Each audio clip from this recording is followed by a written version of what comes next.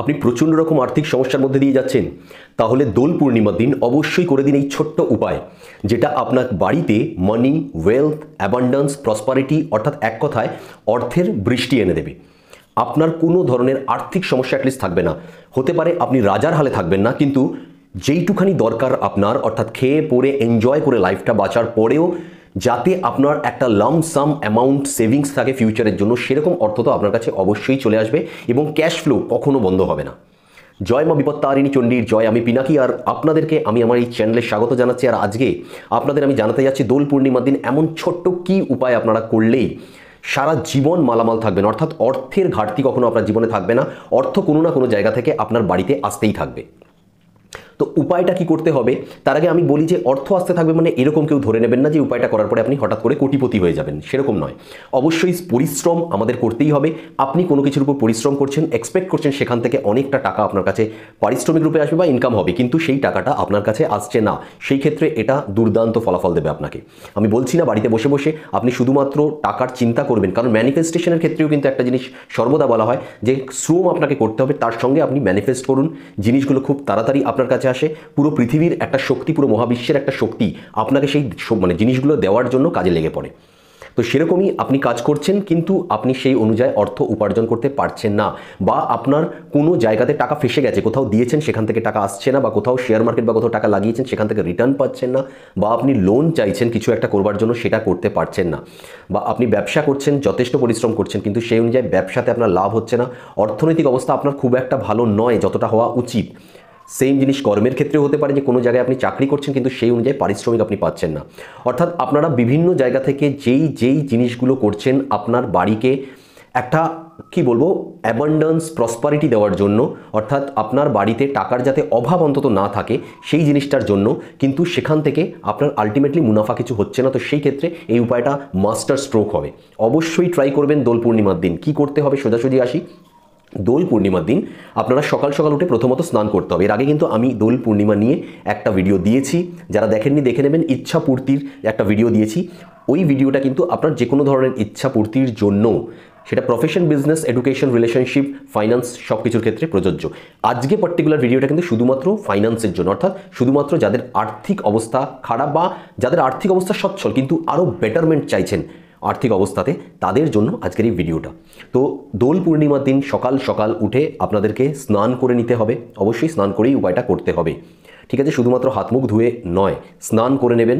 স্নান করার পর আপনারা নিশ্চয়ই আগের দিনই হোলির কি বলবো আবিরের প্যাকেট কিনে আনবেন। তো অবশ্যই যদি আপনারা রং খেলার জন্য বা দোল খেলার জন্য যদি আবিরের প্যাকেট কিনেন এবং তার মধ্যে লাল আবির থাকে, সেই আবিরটা ছাড়া একটা এক্সট্রা লাল আবিরের প্যাকেট অবশ্যই কিনবেন। অর্থাৎ আমি যে উপায়টা বলতে চাইছি তার জন্য লাল আবিরই দরকার।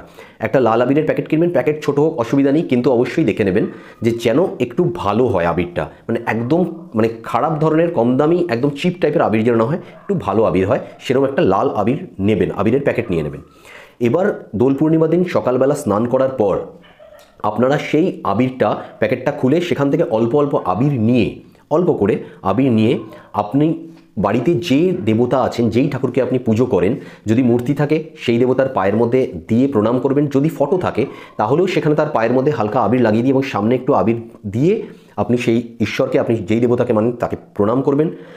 প্রণাম করার পর আপনি ওই যে আপনার যে প্যাকেটটার বাকি প্যাকেটটার মধ্যে যে আবিরটুকু বেঁচে গেছে সেই প্যাকেটের মধ্যেই, ঠিক আছে, এক্সট্রা কিছু না, ওই প্যাকেটের মধ্যেই 3টে রুপোর কয়েন। এই ক্ষেত্রে অনেকে বলবেন রুপোর কয়েন কী করে আনবো, বা রুপোর কয়েন এক্সপেন্সেস অনেকটা খরচা বহুল হয়ে যাবে। তো সেই ক্ষেত্রে দরকার নেই, আপনি প্লেন এমনি টাকার যে কোনো টাকার কয়েন, 10 টাকার যে কয়েন হয় সেই 10 টাকার কয়েন, 3টে 10 টাকার কয়েন রাখবেন। তবে এই ক্ষেত্রে একটা জিনিস দেখে নেবেন যে না, তবে আমার মতে বেটার হয় 10 টাকার কয়েন যদি না রাখে আপনি যদি 1 টাকা বা 2 টাকার কয়েন রাখেন সেই ক্ষেত্রেও চলবে, ঠিক আছে? তবে আমি মনে হয় বেটার প্রেফারেন্স দেবো, যেহেতু আমরা রুপোর কয়েনের বদলে রাখছি, ঠিক আছে, সেই ক্ষেত্রে আপনি সিলভার হিসাবে ইউজ করলে আপনি 2 টাকার কয়েন ইউজ করতে পারেন। 10 টাকার কয়েন ব্যবহার করলে কোনো ক্ষতি নেই, কিন্তু আমি যেটা বললাম লজিক দিয়ে বললাম যে যেহেতু আপনি রুপোর কয়েন, আমি চাঁদি বা রুপোর কয়েনের কথা বলা হয়েছে, সেই হিসাবে যদি আপনি সাবস্টিটিউট হিসাবে বলেন তাহলে আপনি 2 টাকার কয়েন ব্যবহার করতে পারেন। আদারওয়াইজ 10 টাকার কয়েন, যে কোনো কয়েন আপনার কাছে আছে সেম যেন কয়েনটা হয়, অর্থাৎ 10 টাকার কয়েন যদি ব্যবহার করেন তাহলে 3টে 10 টাকার কয়েন, যদি 2 টাকার কয়েন ব্যবহার করেন 3টে 2 টাকার কয়েন, এইভাবেই আপনি করবেন। তবে তার আগে একটা জিনিস দেখে নেবেন যে ওই 3টে কয়েন আগের দিন আপনি একটু বা সেদিনকাই অন্তত আধ ঘন্টা গঙ্গা জলে ভিজিয়ে নেবেন, একটুখানি গঙ্গা জলে ভিজিয়ে সেটা থেকে মানে শুদ্ধিকরণ করে নেবেন, বা কি বলবো, সেটা থেকে নেগেটিভিটি বা নেগেটিভ এনার্জি যেটা আছে সেটা যাতে চলে যায় সেই ব্যবস্থা করে নেবেন। এবার আপনি সেই যে প্যাকেটটা রয়েছে, প্যাকেটের মধ্যে ওই 3টে কয়েন দিলেন এবং তার সঙ্গে আরও 3টে গোমতী চক্র পাওয়া যায়। গোমতী চক্র আপনারা যে কোনো দশকর্মার দোকানে গেলেই পেয়ে যাবেন। 3টে গোমতী চক্র দেবেন, দিয়ে প্যাকেটটাকে ভালো করে মানে মুড়বেন, যে কোনো লাল সুতো দিয়ে ভালো করে প্যাকেটটাকে মানে যেরকমভাবে আমরা পুড়িয়া বানাই, যেরকম ধরনের প্যাকেটের পুড়িয়া বানানো হয় সেরকমভাবে বাঁধবেন, বা যে আমি সবসময় মৌলি সুতো ইউজ করলে খুব ভালো হয়, লাল হলুদ যে মৌলি সুতো পাওয়া যায় সেটাও তো আপনারা দশকর্মার দোকানে পেয়ে যাবেন, সেটাও রাখতে পারেন, সেটাকেও বাঁধতে পারেন সেটা দিয়ে, ঠিক আছে। বেঁধে নিলে ইচ্ছাপূর্তির যে আমি উপায়টা দিয়েছি দোল পূর্ণিমা দিন, সেখানেও আমি মৌলি সুতোই ব্যবহার করতে বলেছি, এই ক্ষেত্রে আপনারা মৌলি সুতো ব্যবহার করতে পারেন। ভালো করে বানিয়ে সেই যে তৈরি হলো পুড়িয়া মতো প্যাকেটটা তৈরি হলো, সেটাকে আপনারা ঠাকুরের স্থানে বা পরিষ্কার কোনো জায়গায় সামনে রাখবেন, নিজের সামনে রাখবেন, ঠাকুরের স্থানেও রাখতে পারেন, অসুবিধা নেই। এবার সেদিকে মুখ করে বসে আপনি শ্রীম যে মন্ত্র আছে, শ্রীম যে বীজ মন্ত্র আছে, শ্রীম মন্ত্রের 108 বার জপ করবেন। চুপচাপ শান্ত মনে বসবেন, একটা আসন পেতে বসবেন, বসে চুপচাপ শান্ত মনে শ্রীম শ্রীম শ্রীম এইভাবে 108 বার। শ্রীম মন্ত্র আমাদের সিম্বল হচ্ছে প্রসপারিটি, অ্যাবান্ডেন্স, ওয়েলথ, মানি, এই সব কিছুর একটা হচ্ছে কি বলবো সিম্বল হচ্ছে এই শ্রীম মন্ত্র। এই শ্রীম মন্ত্র হচ্ছে আমাদের মা লক্ষ্মীর বীজ মন্ত্র। তো এই যে মা লক্ষ্মীর সঙ্গে অ্যাসোসিয়েট যে মন্ত্রটি, এই মন্ত্রটি আপনার সেই পুরিয়াটাকে আরও বেশি এনার্জাইজড করে দেবে। এরপর আপনারা সিম্পল ওই জিনিসটাকে নেবেন, নিয়ে আপনারা যেখানে আপনাদের বাড়িতে যেখানে আপনাদের মেইন টাকাটা রাখেন, আমি বারবার বলি, আমি কারোর যদি লকার না থাকে পার্টিকুলার, কারোর যদি বাড়িতে যদি ক্যাশ বক্স না থাকে, সে আলমারিতে বা কোনো একটি ব্যাগে যে মানে একটা লামসাম অ্যামাউন্ট তো রাখে বাড়ি থেকে সেটা ইউজ করবার জন্য, সেখান থেকে সে বাজারের জন্য ইউজ করুক বা আদার কিছুর জন্য ইউজ করে একটা জায়গায় তো টাকা রাখে, সেইখানে যেখানে আপনি টাকা রাখেন সেখানে ওই পুরিয়া বা প্যাকেটটাকে আপনি রেখে দিন। আমি আপনাকে বলছি সারাটা বছর, নেক্সট দোল পূর্ণিমা আসা পর্যন্ত সারাটা বছর আপনার অর্থের কোনো অভাব হবে না। আমি আবার রিপিট করছি, হয়তো রাজার হাল হবে না, হয়তো কোটিপতি আপনি হয়ে যাবেন না, মিলিয়নিয়ার বিলিয়নিয়ার হয়ে যাবেন না আপনি, কিন্তু আপনি খেয়ে পড়ে এবং লাইফটাকে ঘুরে ফিরে লাইফটাকে এনজয় করার পরেও আপনার হাতে সেই টাকাটা থাকবে যেটা দিয়ে আপনি আপনার ফিউচারের জন্য বা আপনার সন্তানদের ফিউচারের জন্য বা আপনার পরিবারের ফিউচারের জন্য সেভিংস করতে পারবেন। লাইফটাকে অন্তত অর্থনৈতিক দিক থেকে সুন্দরভাবে কাটানোর জন্য এই উপায়টা মাস্ট দোল পূর্ণিমার দিন করতেই হবে আপনাদেরকে, অবশ্যই করুন।